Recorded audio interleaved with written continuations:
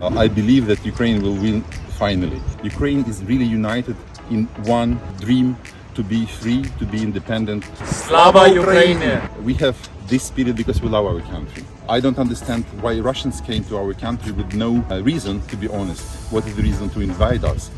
But we have our land behind us, and this is the main reason why we are fighting so much for our country, for our motherland.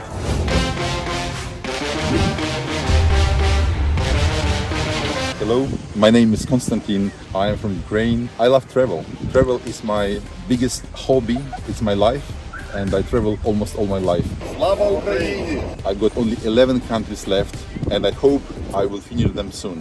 But one day, someone in Kremlin decided to change your life completely. Hello guys, I'm here in Lima, Peru, and today I'll meet Ukraine's most traveled man. Quite a coincidence, we are here together at the same time. We met a few times before and he's a really great guy. He will send a message to the Ukrainian people and to the Russian people about the current status in Ukraine. It's time to get an Uber and meet him. It's quite far from where I am, like 1 hour. Lima is a big city, as you know.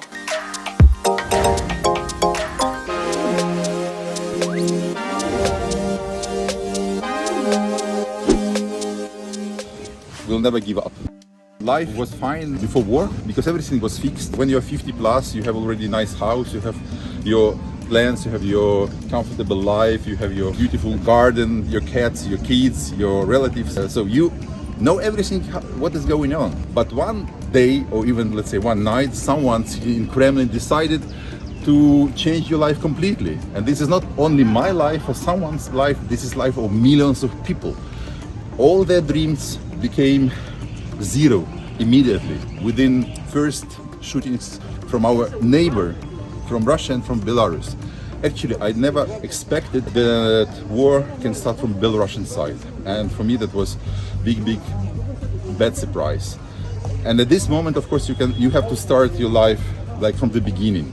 You have to rethink about your next steps. You have to understand that your income is not working same way. That's quite difficult for people who already, let's say, had your life established. So Konstantin, what are your current thoughts with the situation in Ukraine? Of course, that's very difficult to accept and digest what's going on at home because it was very unexpected war. And we see that Ukraine didn't give up.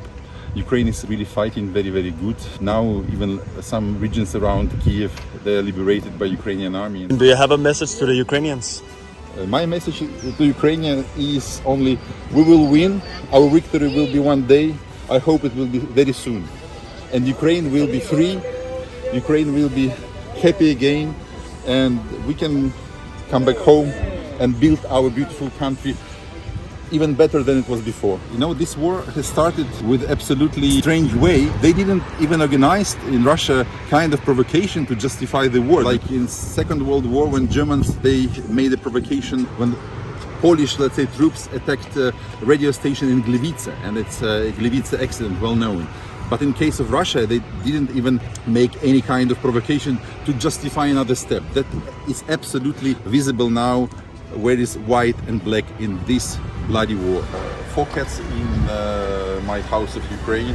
I was thinking about them, I was crying to understand that they're still, let's say, over there, they're still without us, but this is like that. What happened here the last weeks during your travels as a Ukrainian? So, first of all, we have seen support to Ukraine everywhere. Of course, we have shown our passports, Ukrainian passport. The guy who was in the ticket office, he said, we will offer you free access. It will be kind of support because we understand that you are now in such a bad situation. We understand that that's unfortunately a war in your country, and the management decided to give us free access. That was one interesting point. I do a lot of pictures with Ukrainian flag, and I did it also in Machu Picchu, and all people, when they saw me staying with Ukrainian flag, they applauded. And they wanted to make pictures with me with their own flags. I had these pictures with the guys from Chile, from Brazil, from Argentina.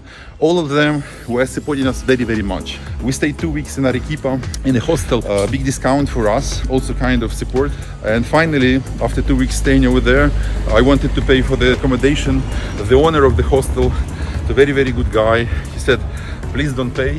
We understand your situation. We understand how is your country doing, how is your family doing. They offered us free of charge accommodation, and even they brought us by own car to the bus station from where we came to Lima. So that's absolutely nice from their side. They're very, very kind people, and this kindness we feel everywhere. From all nationalities we met, from Ecuadorians, from Peruvians, from Chileans, Colombians. I can tell you that even was very unexpectedly, they understand the situation and they're on our side. You are like local here in Barranco? Barranco guy already. Good time, already more than 1 month in Barranco area, and symbol of Barranco is former library. It's a really nice area. It seems a bit more relaxed. Biblioteca of Barranco. Really beautiful murals here. Super. So guys, right now we are checking out Barranco, which is one of the most artistic areas here in Lima. It's a bit of a hidden gem. Many people, they don't know about it. They just go to Lima and they don't come here, which is close to the coast. And it's very scenic and picturesque. Mirador. Very beautiful point, awesome point to see sunset. Right. One of the most beautiful places in Lima. All sunsets of Lima are absolutely amazing. So this is one of your favorite views? Restaurants here, bars. This is really the hip area of Lima. So you enjoy to come here and see the sunsets? Of course, that's a really beautiful place. When you see the ocean, you can think about life, about future, about your plans, because water is always good. I love water. I love water also.